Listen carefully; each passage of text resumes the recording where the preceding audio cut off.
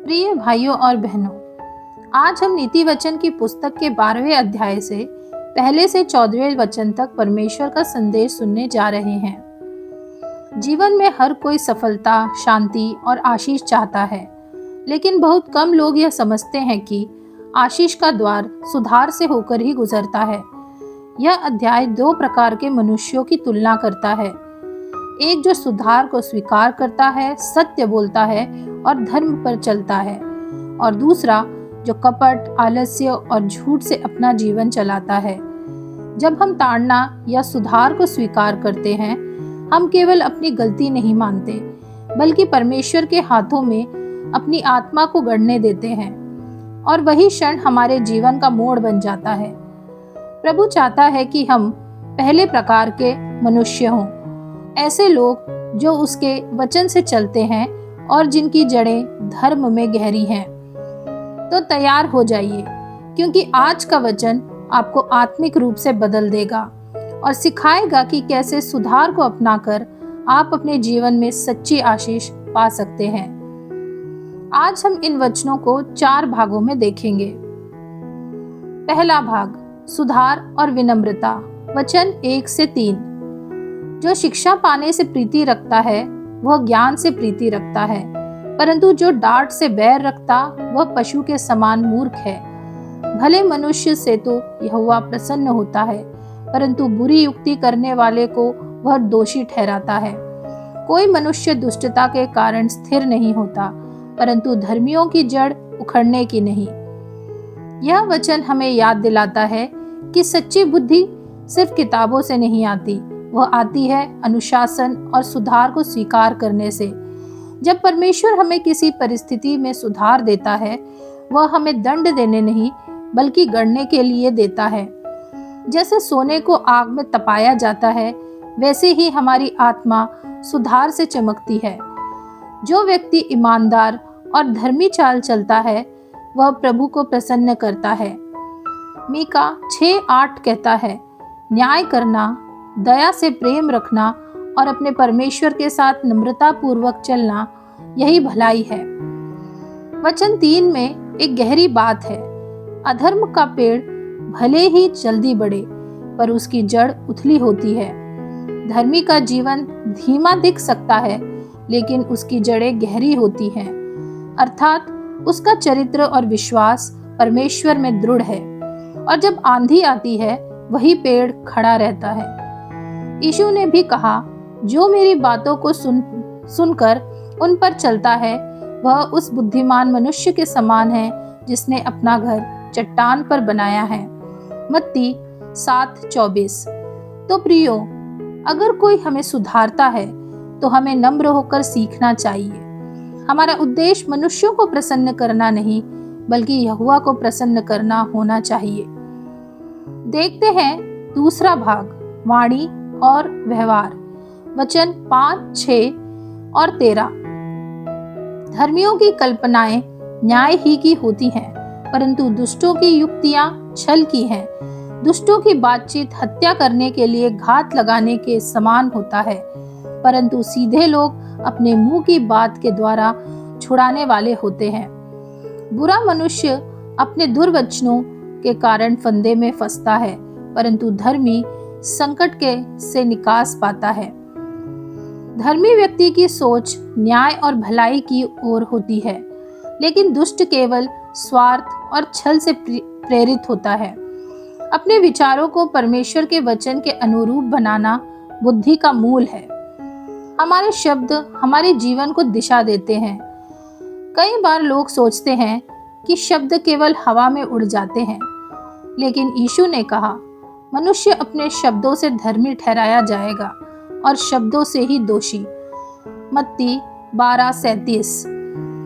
दुष्ट अपने शब्दों से दूसरों को गिराता है और अंत में खुद फंस जाता है, परंतु धर्मी का बोलना आशीष का सूत्र बनता है।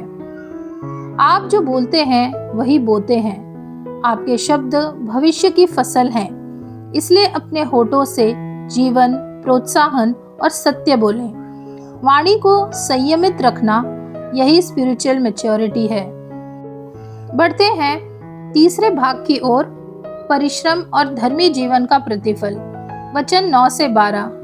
जिसके पास खाने को रोटी तक नहीं, पर अपने बारे में डींगे मारता है, उससे दास रखने वाला साधारण मनुष्य ही उत्तम है। धर्मी अपने पशु के भी प्राण की सुधि रखता है, परंतु दुष्टों की दया भी निर्दयता है। जो अपनी भूमि को जोतता वह पेट भर खाता है, परंतु जो निकम्मों की संगति करता वह निर्बुद्धि ठहरता है। दुष्ट जन बुरे लोगों की लूट के माल की अभिलाषा करते हैं, परंतु धर्मियों की जड़ें हरी भरी रहती हैं। कितनी सच्ची बात है। दुनिया में दिखावे का समय है। लोग नाम चाहते हैं, प्रसिद्धि चाहते हैं, पर काम नहीं करना चाहते। दूसरा थिस्सलुनीकियों 3:10 कहता है, यदि कोई काम नहीं करना चाहता तो वह खाना भी न खाए। पर परमेश्वर का सिद्धांत है, मेहनत, निष्ठा और सत्य का जीवन सदा फलदायी होता है। भले आज परिणाम न दिखे, लेकिन समय आने पर आशीष का फल अवश्य दिखाई देगा। और वचन 10 हमें दया सिखाता है। धर्मी अपने पशु के प्राण का ध्यान रखता है, अर्थात धर्मी व्यक्ति केवल मनुष्यों से नहीं बल्कि सृष्टि के हर प्राणी से प्रेम करता है, क्योंकि उसके अंदर परमेश्वर की दया का स्वभाव है। मेहनत परमेश्वर की आज्ञा है, नम्रता परमेश्वर की दृष्टि में महानता है और दया धर्म का प्रमाण है। आगे देखते हैं इन वचनों का निष्कर्ष। धर्मी जीवन का परिणाम। वचन 7, 8 और 14। जब दुष्ट लोग उल्टे जाते हैं तब वे रहते ही नहीं, परंतु धर्मियों का घर स्थिर रहता है। मनुष्य की बुद्धि के अनुसार उसकी प्रशंसा होती है, परंतु कुटिल तुच्छ जाना जाता है। सज्जन अपने वचनों के फल के द्वारा भलाई से तृप्त होता है, और जैसी जिसकी करनी वैसी उसकी भरनी होती है। भाई और बहनों, यही पूरे अध्याय का सार है। धर्मी का जीवन स्थिर है क्योंकि उसकी नींव परमेश्वर में है। उसके शब्द जीवन देते हैं, उसके कर्म फल देते हैं और उसका घर अडिग रहता है। सम्मान पाने के लिए दिखावा नहीं, सच्चा चरित्र और ईमानदारी चाहिए। हमारे शब्द और कर्म दोनों हमारे भविष्य का निर्माण करते हैं। जो भला बोले और परिश्रम करे वह आशीष पाएगा। इसलिए आज प्रभु हमसे कहता है, अपने हृदय को सीधा रखो, अपनी वाणी को शुद्ध रखो और अपने कर्मों में निष्ठावान रहो। तब तुम भी धर्मियों के समान फल पाओगे और तुम्हारा घर आशीष का स्थान बनेगा। कर्म और वचन दोनों का परिणाम हमें लौटाता है। तो आज हमने इन वचनों से सीखा कि सच्ची बुद्धि सुधार स्वीकार करने से आती है। धर्मी स्थिर रहता है, दुष्ट मिट जाता है। वाणी और कर्म हमारे भाग्य को आकार देते हैं। परिश्रम, दया और नम्रता ही धर्मी जीवन के चिन्ह हैं। आइए हम प्रार्थना करें। हे प्रभु, हमें वह बुद्धि दे जो सुधार को स्वीकार करे। हमारे शब्दों को शुद्ध कर कि हम जीवन बोले, न कि मृत्यु।